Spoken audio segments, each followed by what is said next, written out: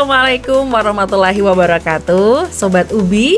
Selamat datang di podcast Ubi Mind Venture, kampus lebih dari sekedar kelas.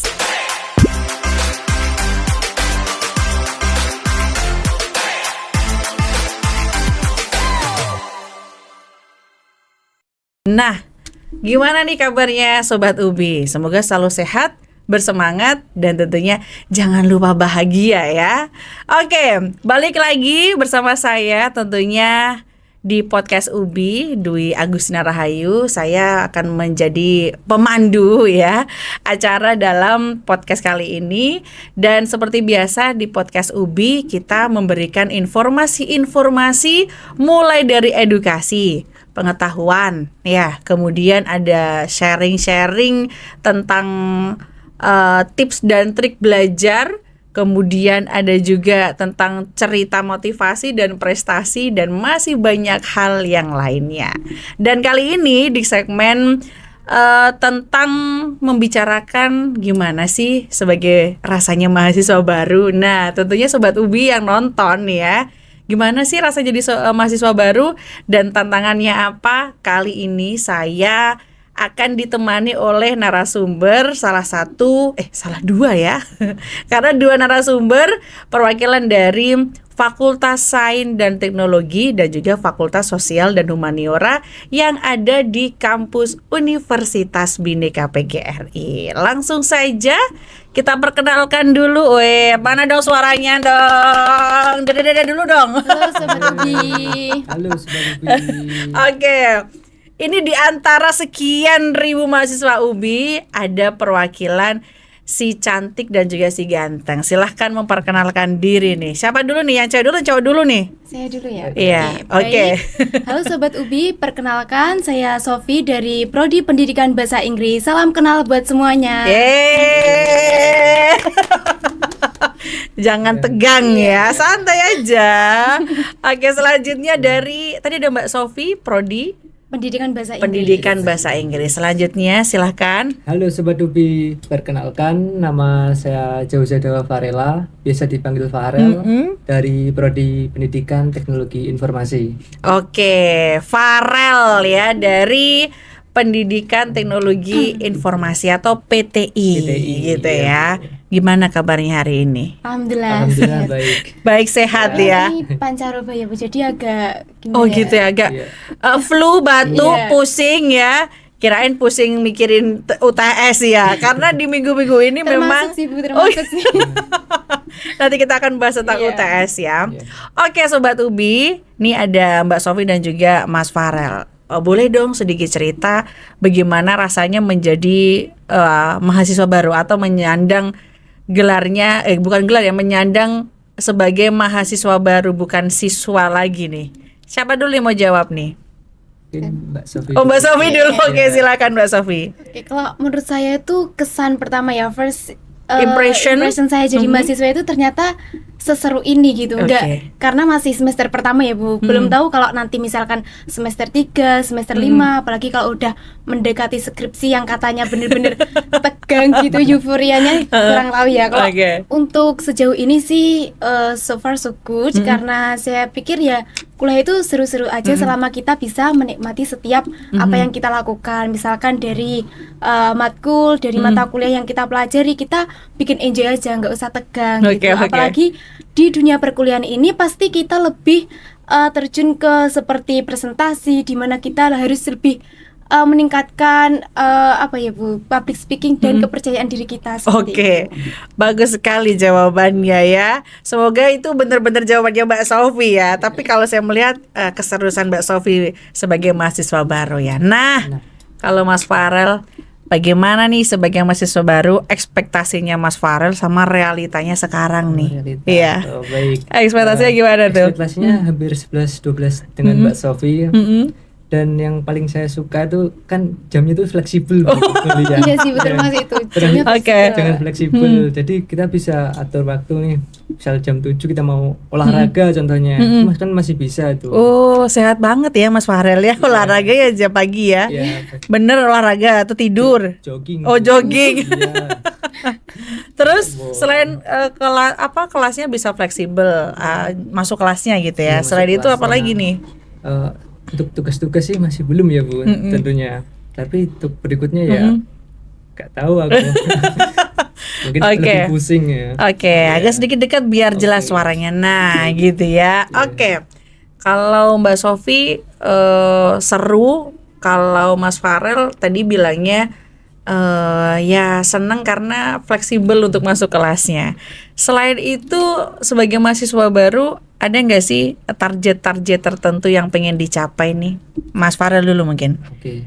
Mungkin Atau kenapa memilih PTI? Nah, sebelumnya saya ceritakan latar belakang dulu ya.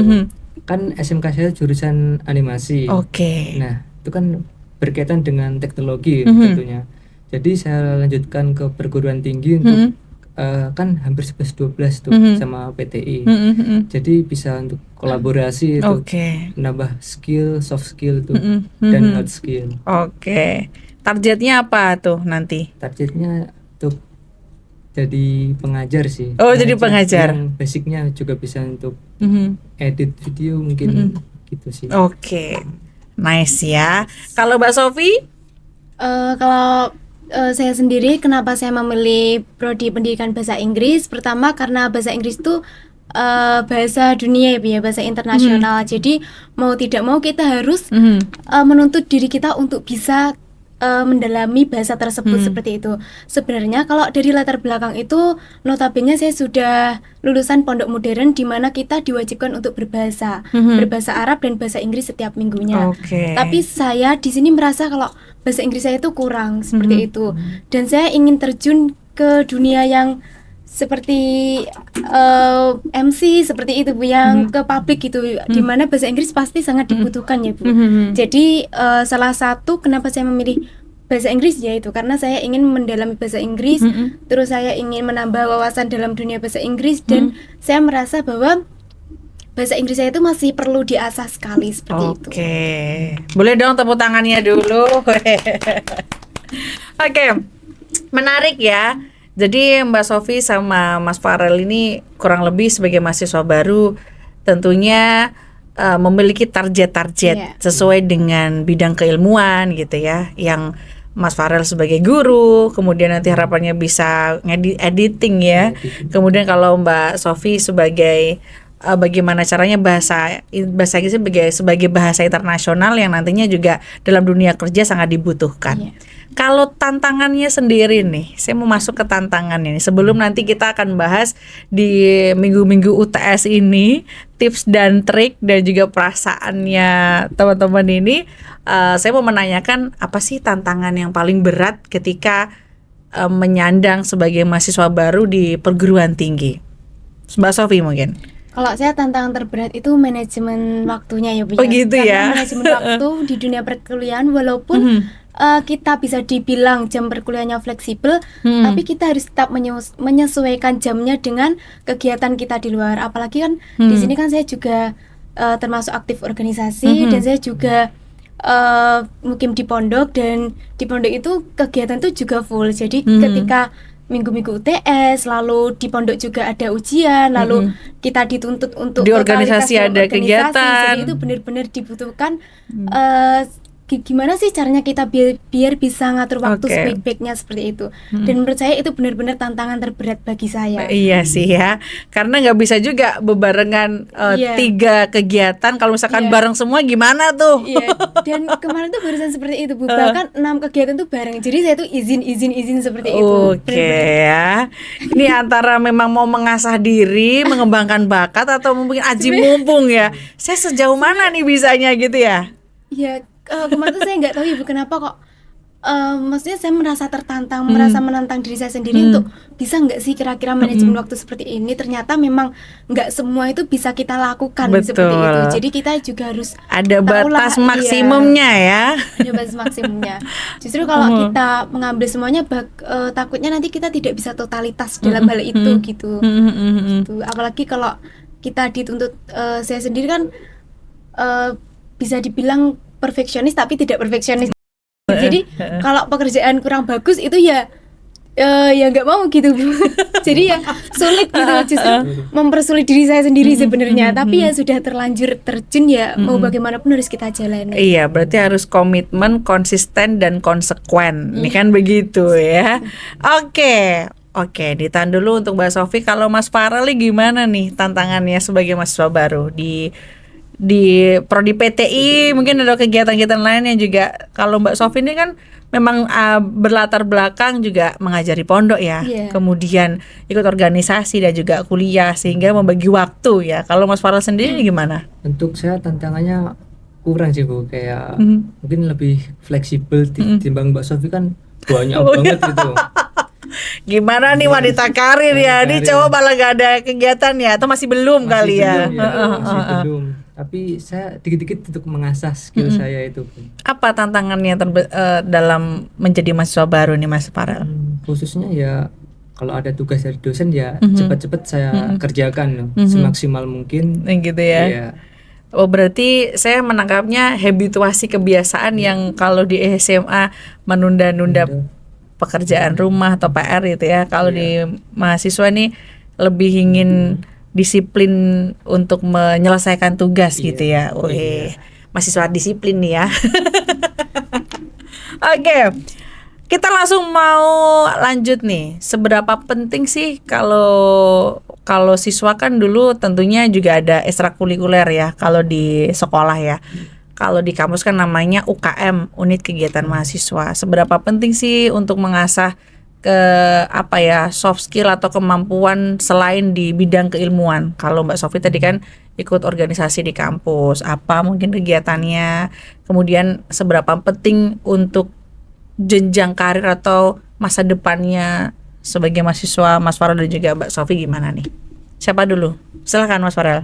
Mungkin dengan ikut UKM kita itu bisa menambah relasi dan tidak seperti mahasiswa yang dia pulang itu juga sangat penting sih bagi ikut UKM berapa? 3, 4? Enggak sih, 2 cuma. Oh 2 aja ya. Mencoba 2 ditekuni bener-bener ya. Ditekuni bener-bener. Di UKM apa? Di NC sama KWU. Oh KWU. Jadi bagaimana entrepreneur sama belajar menjadi komunikatif ya, gitu kan? Iya. Oke. Seberapa penting tuh Mas berarti? Saya nilai ya 80 atau dari rating 80 sampai 99. Dari 100 sampai 100 ya. 80 sampai 99 ya. Iya. Hampir 100 dong ya. Jadi penting ya. Kalau Mbak Sofi sendiri tentunya penting banget nih kayaknya. Enggak terlalu sih. Ya sebenarnya hampir mirip sama Mas Farel.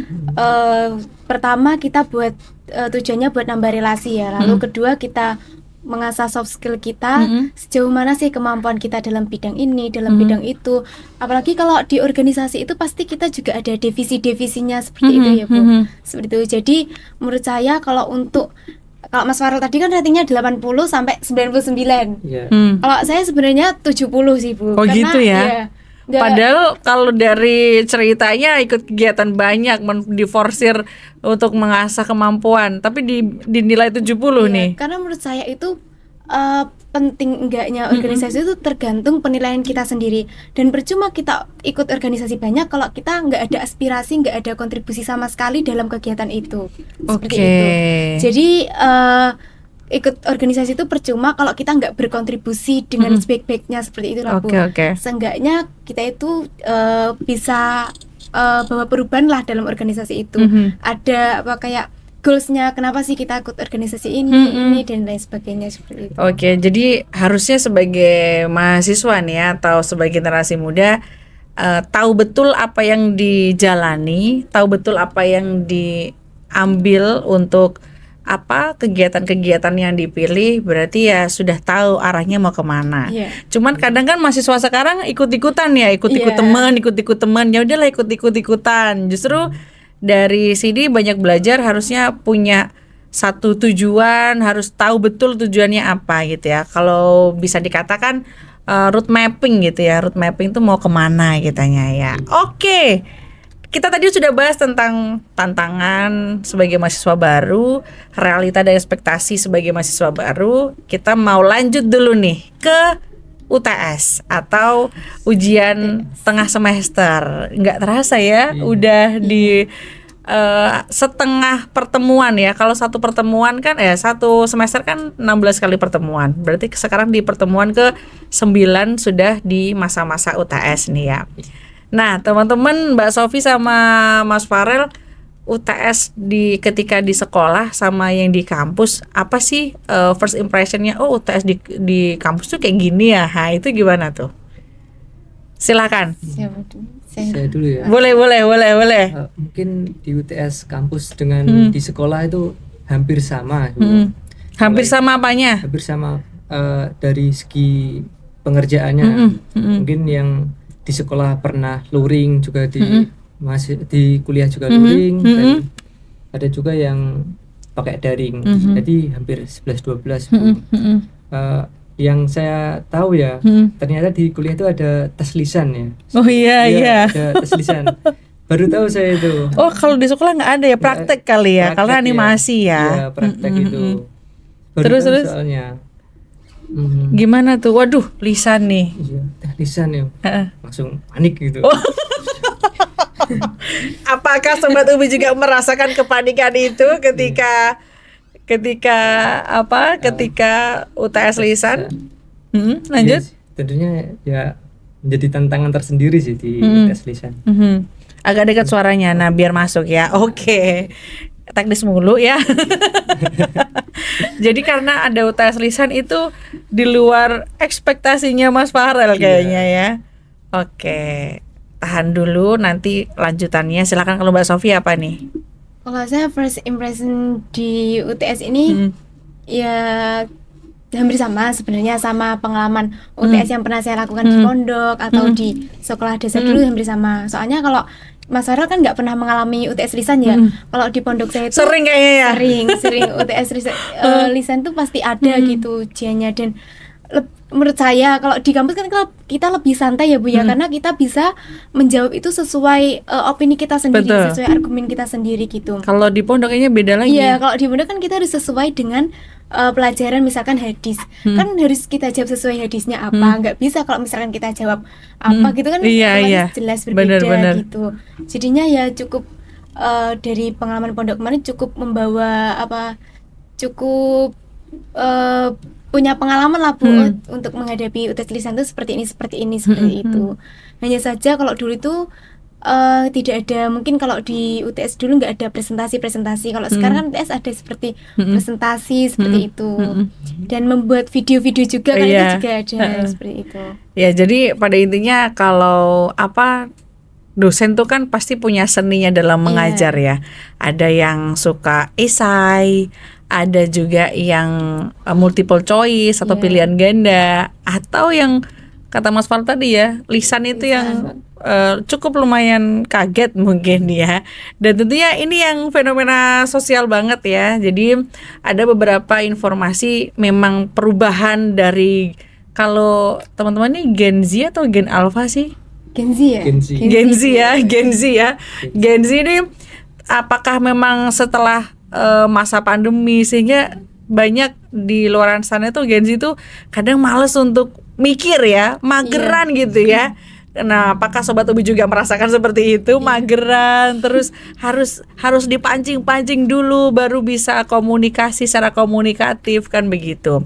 Nah, ketika UTS lisan ini apa nih yang dipersiapkan mungkin untuk menghadapi UTS sih? Ada di semester 1 berapa SKS sih? Atau berapa mata kuliah? Kalau di PT berapa mata kuliah? 20 SKS. 20 SKS berarti ada berapa mata kuliah? Kan ada 2, ada 3 ya SKS-nya.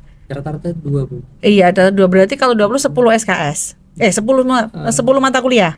9 mata kuliah. Kalau Mbak Sofi? 16. Berarti berapa mata kuliah? Setiap itu bisa 2 rata-rata. Berarti satu semester ini ada mengambil berapa mata kuliah? 16 di 2 30. Berapa? Mau 12 mata kuliahnya.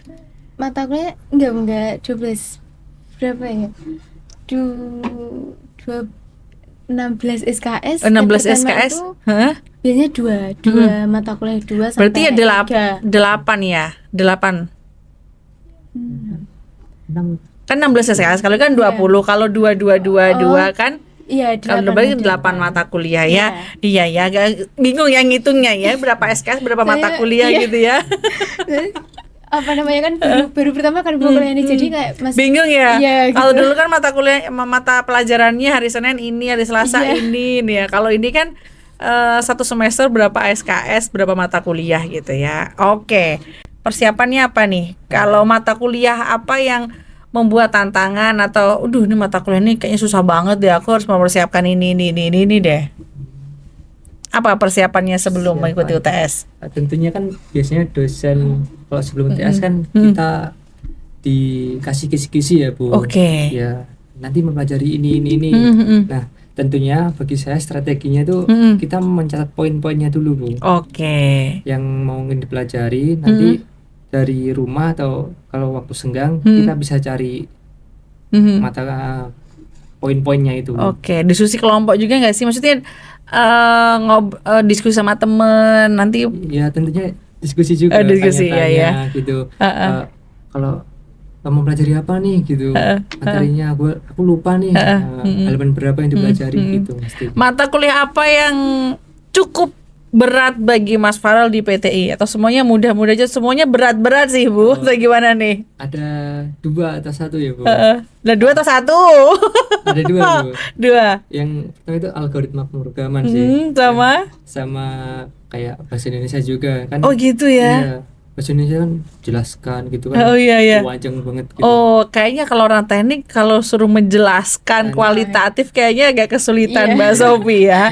Iya ya, karena sudah pakem sama hitung-hitungan angka betul ya. Programmer gitu ya, coding gitu nggak sih? Iya benar ya. Berarti bahasa Indonesia sama algoritma pemrograman ya. Oke, apakah Sobat Ubi juga merasakan seperti itu?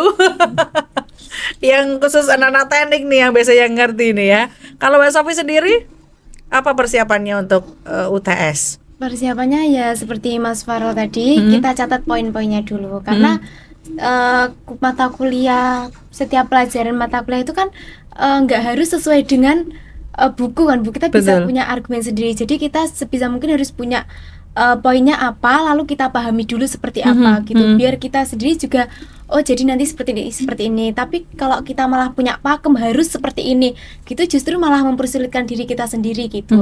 Apalagi kalau seperti UTS-nya Pancasila itu kan presentasi gitu ya, UTS misalnya di depan. Kalau kita menuntut diri kita untuk seperti sesuai dengan buku, sesuai dengan ini, menurut saya itu malah bikin tegang sih, bukan nanti kalau tiba-tiba lupa ngeblank gitu kan kita malah bingung. Jadi kita kalau UTS itu kita yakinkan diri kita sendiri, kita enjoy sama pelajarannya, terus kita ya berusaha semaksimal mungkin lah gitu.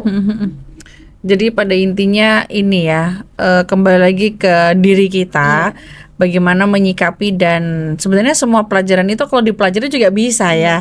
Jadi tergantung juga mau melajari atau enggak kan gitu ya. Biasanya kan ada yang kayak kayak saya sendiri contohnya ya, waktu UTS Pancasila itu kan ditanya siapa yang pengen maju gitu kan. Sebenarnya kalau pengen maju itu pasti ada beberapa anak yang pengen maju, termasuk saya, tapi waktu itu memang saya belum belajar, jadi saya ya kayak ya besok-besok aja deh gitu. Nah itu termasuk kan ini yang paling penting ya, kepercayaan diri ya. Kepercayaan diri. Benar-benar. Padahal kalau sekarang itu di generasi Gen Z ya, atau di era generasi Gen Z dikaitkan dengan era industri 4.0 sampai 5.0 saat ini yang semuanya serba teknologi. Harusnya kalau anak-anak muda ini lebih kreatif, lebih berpikir kritis, lebih ya, kalau kita lihatlah beberapa konten-konten di media sosial kan masih anak-anak muda itu lebih kreatif sekali. Tapi kalau ada kalanya ketika untuk publik gitu ya, atau memperkenalkan diri ke umum, itu ada sisi malu gitu ya. Sisi malu, takut, nervous, grogi gitu ya. Jadi sebenarnya bukan masalah mata kuliah yang susah ya, tapi yang susah itu adalah diri kita sendiri karena ya, karena musuh terberat itu ya diri kita sendiri. Oke, kualitas kita pada hari ini ya, musuh terberat adalah diri kita sendiri ya. Oke. Lebih suka kalau UTS lebih suka ujian tulis, lisan atau praktek? Kalau Mas Farel? Praktek sih. Oh, praktek ya, karena PTI ya. Kalau Mbak Sofi? Kalau saya lebih ke lisan ya Bu ya. Oh gitu ya. Iya. Karena Lisan itu kan biasanya mengalir gitu dari apa yang kita pikirkan. Kalau praktek itu pasti, kalau di mata kuliah saya kan prakteknya itu bikin tugas video, bikin gitu ya. ini bikin itu, dan itu benar-benar cukup kalau saya pribadi cukup membebani saya, karena nanti harus take video, harus ada proposal videonya, PPT-nya dan lain sebagainya seperti itu. Belum nanti tag-nya di mana, lalu belum nanti ada yang nggak bisa gitulah. Jadi memang sesuai dengan passionnya masing-masing sama bidang keilmuannya ya. Oke, ada lagi pertanyaan nih. Tips anti panik menghadapi UTS. Apa tipsnya? Coba pikirin. Tips anti panik ketika UTS. Atau tips-tips secara di luar Nurul ya. Di luar Nurul. Maksudnya, Bu, biasanya saya tuh merem sambil tarik nafas, kemudian saya tuh sambil zikir Bu ya, biar ketika saya gak panik. Atau apa nih tips? Kalau tipsnya harus belajar ya teman-teman, harus pahami, itu udah biasa. Tips yang mungkin versinya Mbak Sofi sama Mas Farel, atau biasanya Bu saya kalau mau UTS tuh saya telepon orang tua, Bu doain ya, atau kayak gimana nih? Tips anti panik menghadapi UTS. Saya dulu izin menjawab. Oke. Jadi kalau menurut saya ya seperti tadi, kalau UTS itu jangan tegang-tegang. Kalau kita udah misalkan besok minggu depan UTS, kita udah UTS, kan biasanya ada yang kayak tremor sampai tidur. Iya, sampai di depan waktu mau jelasin aja sampai menggigil gitu kan, ada kan Bu, biasanya terus tarik nafas sampai lupa nggak dikeluarkan atau gimana. Loh, tarik nafas nggak bisa dikeluarkan, di bahaya ya. Maksudnya sampai segitunya gitu kan, ada kan Bu, karena saya tuh waktu beberapa kali presentasi itu ada kayak teman saya itu yang benar-benar kayak tegang banget gitu, malah kesannya itu lucu gitu kadernya. Jadi sebisa mungkin kita nggak usah tegang, santai lah. Maksudnya kalau dunia perkuliahan tuh beda sama dunia, kalau menurut saya Bu ya, beda kalau sama dunia kayak perkantoran, kita kan harus resmi gitu ya Bu, harus formal. Kalau perkuliahan tuh lebih ke bebas lah kita opini seperti apa, jadi jangan takut salah gitu. Misalkan dikasih pertanyaan apa, ya udah jawab seadanya aja, jawab ya apa yang sedang terlintas di pikiran kalian gitu. Terus ya nggak usah tegang lah intinya Bu ya, mungkin bisa. Kalau tipsnya apa? Tipsnya ya nggak usah tegang. Lainnya, kalau Mbak Sofi sendiri untuk menenangkan hati, menenangkan pikiran, tuh gimana tuh tipsnya? Tipsnya mungkin kalau untuk yang orang sebelumnya belum pernah kayak public speaking di depan gitu ya Bu, mungkin bisa belajar di rumah dulu, kayak dia gimana sih, apa bawa kertas atau gimana di depan kaca gitu, dia biar lihat dirinya sendiri kayak gimana sih kalau misalkan aku nanti presentasi seperti itu ini, untuk yang UTS lisan mungkin ya, karena kan menghadapi banyak orang ya, gitu ya. Ya. Kalau, ya untuk UTS tulis ya kita harus sebisa mungkin nggak, kalau misalkan kita nggak ada waktu untuk belajar, yaudah kita yakin sama diri kita sendiri gitu. Karena saya pernah baca buku itu, pikiran positif kita itu mempengaruhi apa yang sedang kita lakukan secara tidak langsung. Seperti itu. Cakep nggak tuh ya? Berarti iya, quotes lagi ya. Kayaknya memang sering kasih quotes ya Mbak Sofi ya. Jadi pikiran positif itu yang akan menggerakkan kita menuju apa yang kita lakukan juga gitu. Jadi semuanya tuh tergantung dari mindset kita nih ya Sobat Ubi ya. Kalau pikiran kita udah negatif, grogi, otomatis secara tidak langsung kan kita juga kan grogi seperti itu kan. Bener tuh. Jadi semuanya tuh tergantung dari mindset. Jadi apa yang kita lakukan tuh semuanya tuh apa diarahkan oleh pikiran kita, kan begitu ya. Oke, luar biasa. Boleh dong tepuk tangan buat Mbak Sofinya. Oke. Jadi tips paniknya adalah kita harus mengatur mindset diri kita. Kalau Mas Farel, tips panik untuk menghadapi UTS. Tips tidak paniknya ya Bu? Iya, tips anti panik. Anti panik ya. Yang pertama ya menguasai diri dulu dan sama seperti kayak. Oh iya, menguasai diri Mas Farel itu dengan cara kayak gimana nih? Menguasai diri deh. Kita persiapkan dulu Bu. Oke. Dan bener sih kata Mbak Sofi itu kan, kita pemahaman itu yang lebih penting. Memahami materi ya. Materi, iya. Dengan kita tidak sama seperti buku, kita akan bisa menyampaikan dengan lancar sih Bu, kayak nulis gitu. Atau kebiasaan-kebiasaan biar tenang itu selain memahami materi ya, apa biasanya Mas Farel? Mungkin ya refreshing aja Bu. Oh, refreshing apa? Oke, ini nih ya, menemukan hal baru nih, refreshing. Belajar sambil dengerin musik kah? Iya gitu. Atau refreshingnya kemana? Jalan-jalan. Oh, jalan-jalan ya. Bu. Suka nongkrong, Iya. suka healing. Suka healing. Bu. Anak senja jangan-jangan ya. Iya ya. Iya. Oh iya. Iya lagi. Oke. Seberapa penting sih support system sebagai teman ya? Ada nggak sih, kan kalau mahasiswa baru kan temennya baru-baru semua nih ya, pasti malu nggak sih waktu beradaptasi awal? Kemudian seberapa penting nih support system dari teman, atau punya temen yang temen saya ini kalau ada apa-apa temen saya ini nih Bu, mau ngerjain tugas, mau curhat, atau seberapa penting sih teman untuk support sistemnya? Kalau seberapa pentingnya, kita rating dari 1 sampai 100 ya 90 ya Bu. Wow, teman ya, 90 ya kalau Mbak Sofi. Di dunia perkuliahan itu kan teman benar-benar penting ya Bu. Apalagi kita kan di dunia perkuliahan tuh ada beberapa orang yang sifatnya emang individualisme. Jadi kalau ada teman yang benar-benar jadi support system kan itu adalah benar-benar poin plus gitu. Ya duduknya bareng gitu ya, kemana bareng gitu ya, bajunya bareng. Ya, sebenarnya lebih ke kayak bisa saling menyemangati, bisa saling support, terutama kalau ada tugas-tugas seperti itu ya Bu. Kalau misalkan kita kurang paham bisa minta bantuan gitu. Karena saya sendiri juga punya teman yang dimana penjelasannya itu menurut saya itu lebih bisa saya terima daripada penjelasan mohon maaf, penjelasan dosen. Misalnya kan biasanya ada dosen yang terlalu cepat atau bagaimana gitu. Nah biasanya kalau saya kurang paham, saya minta tolong ke teman saya itu untuk menjelaskan. Kan di situ support system dari teman berarti kan benar-benar berpengaruh gitu ya Bu. Betul untuk sih. melihat sejauh mana sih kepemahaman kita sama materi yang diberikan seperti itu. Oke, temannya juga satu prodi. Satu prodi. Oh, satu prodi. Kalau dalam materi perkuliahan ya satu prodi ya. Kalau untuk yang lain-lainnya semangat apa ya kita bahasnya satu prodi aja deh ya, karena kita ngomongin UTS ya. Kalau teman lainnya mungkin ada teman curhat, teman nongkrong, teman belanja dari berbagai cabang lah Bu. Oke, kalau Mas Farel sendiri support system teman tuh gimana?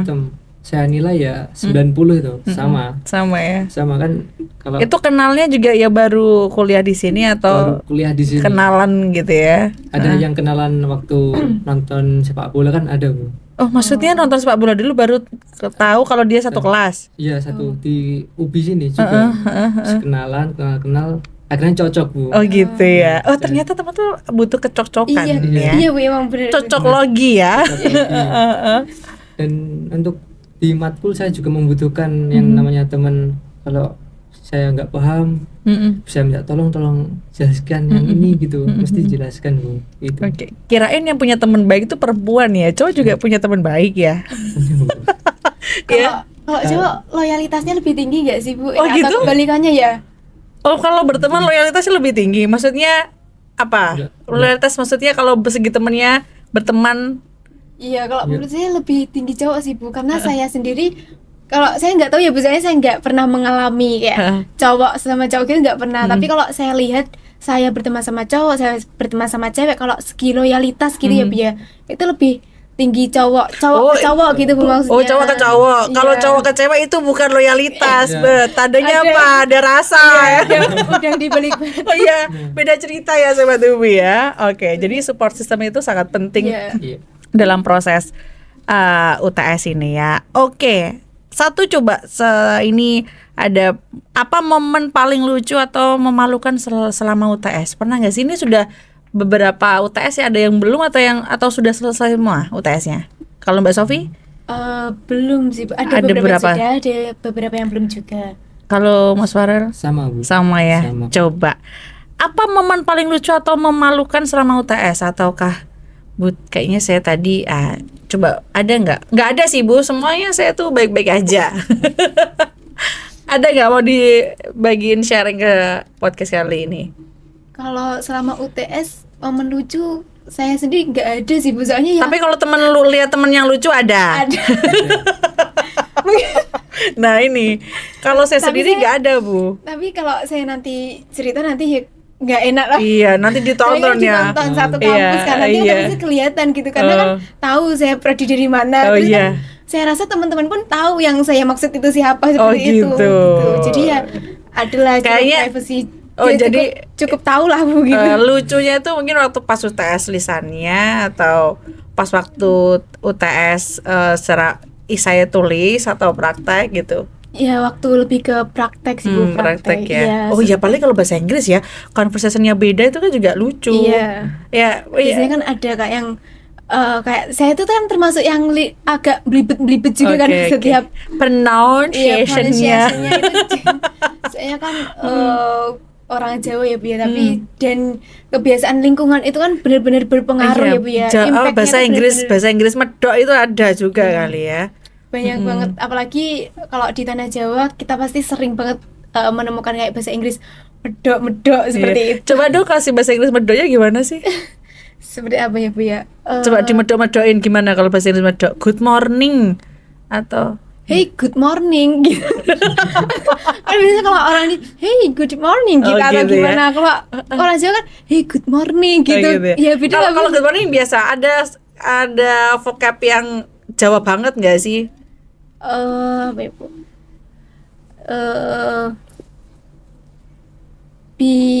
Misalkan charger itu sebenarnya kan bukan charger gitu ya, Oh, Bu ya. apa? Charge yang betul itu kalau saya lihat di beberapa konten itu yang betul charge. Memang kalau dari penulisannya lidah orang itu kan Indonesia charger. ya. Tapi karena kita terbiasa charger gitu, jadi charger gitu kan. Kan sebenarnya kalau di luar negeri itu yang betul charge gitu. Charge ya, Iya. charge. Kalau sini charger, Iya. charger masih Atau bagus malah ya. ces-cesan. Oh iya, ces-cesan ya, iya benar. Kalau Mas Farel, ada nggak sih hal yang memalukan atau lucu yang dihadapi Mas Farel? Kalau saya nggak ada sih Bu. Cari aman semua ya, nggak ada ya.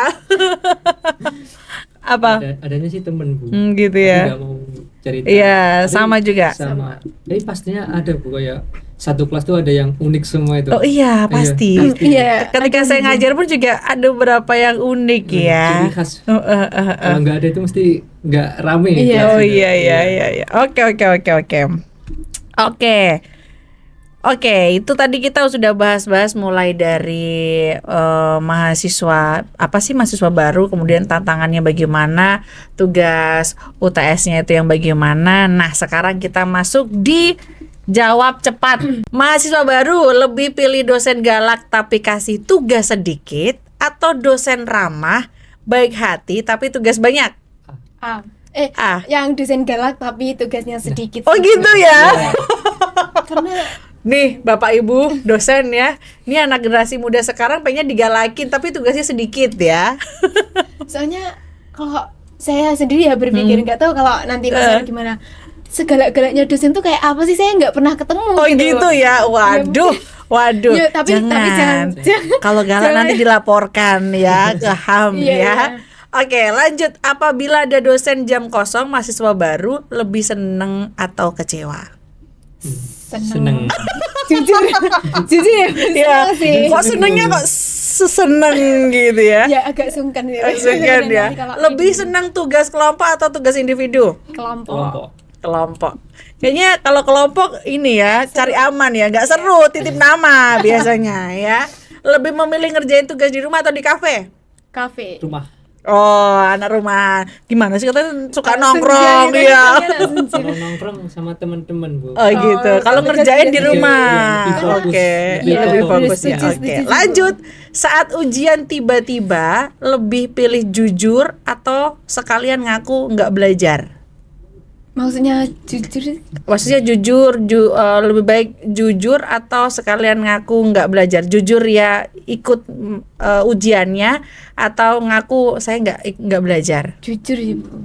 Oh jujur ikut aja berarti. Iya, ada ujian mendadak Ah, gitu kan Bu. Iya, kita ya ikut aja gitu. Oh gitu, oke, bijak ya. Apabila ada tugas mendadak lebih memilih dikerjakan di grup chat atau langsung cari bantuan teman? Grup chat. Grup chat. Kalau Mas Farel? Grup chat dulu. grup chat dulu. Grup chat dulu. Oke ya. Lebih suka ngezoom dengan kamera mati atau aktif biar kelihatan rajin? Mati. Wah, bahaya ini ya. Oke. Lebih senang punya tugas dengan deadline panjang atau deadline mepet?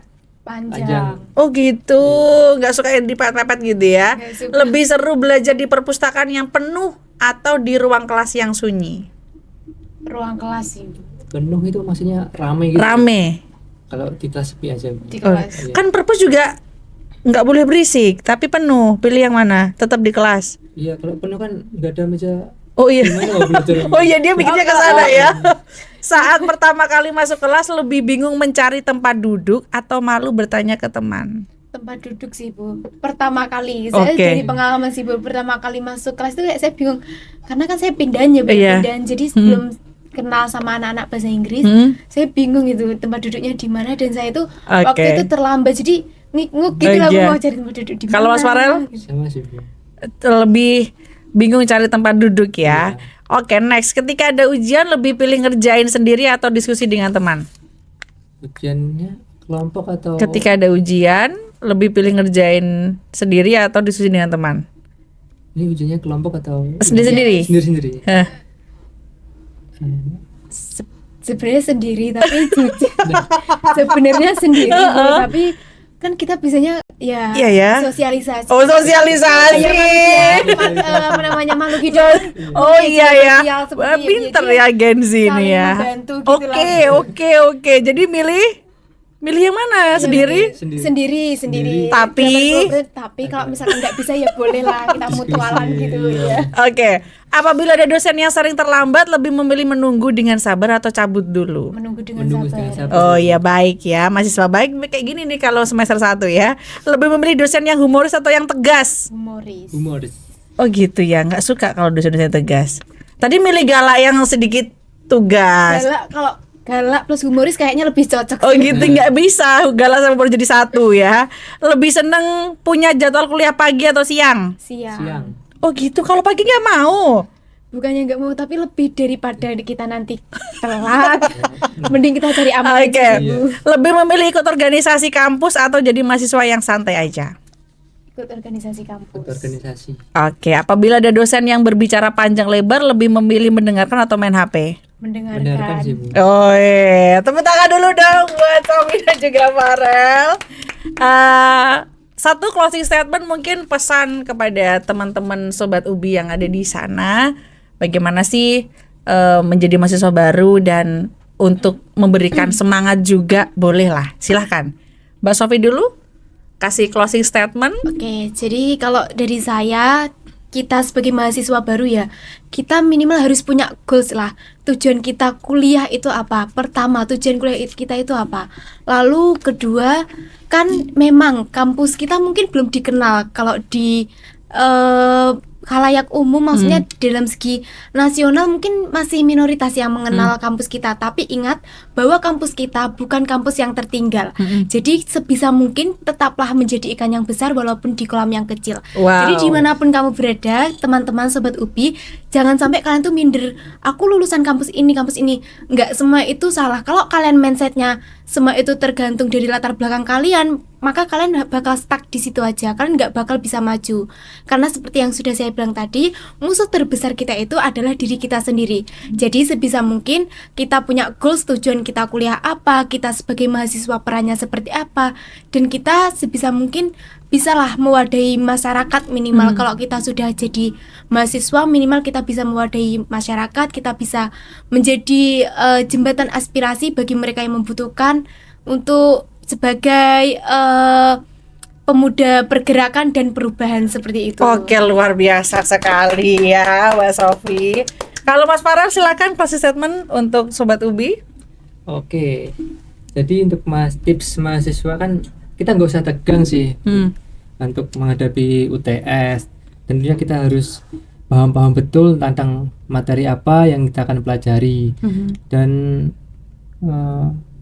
mungkin jangan minder lah intinya, Bu. Untuk bertanya-tanya dengan teman atau tanya-tanya materi, pasti akan, kalau kita bisa untuk belajar ngapain tidak gitu.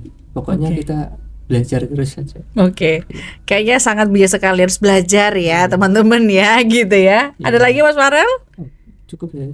Oke, terima kasih Mas Farel dan juga Mbak Sofi sudah bergabung di podcast kita hari ini, Mind Venture, Pikiran dan Petualangan. Jadi kita ini sedang membicarakan bagaimana sih kehidupan mahasiswa baru. Mungkin tadi sharing-sharing sedikit bisa menjadi informasi dan juga tips tadi ya, kaitannya dengan menghadapi ketakutan dalam UTS, bagaimana menghadapi kepanikan begitu ya. Semoga informasi yang kita berikan bisa menjadikan kebermanfaatan untuk Sobat Ubi dan lainnya. Terima kasih untuk hari ini, semangat terus belajarnya karena pendidikan mampu membuat suatu negara dan tentunya jangan berhenti untuk belajar terus ya. Saya Dwi Agustina Rahayu pamit undur diri. Terima kasih, selamat untuk di podcast-podcast berikutnya. Mind Venture, kampus lebih dari sekedar kelas. Ya dah, wassalamualaikum warahmatullahi wabarakatuh.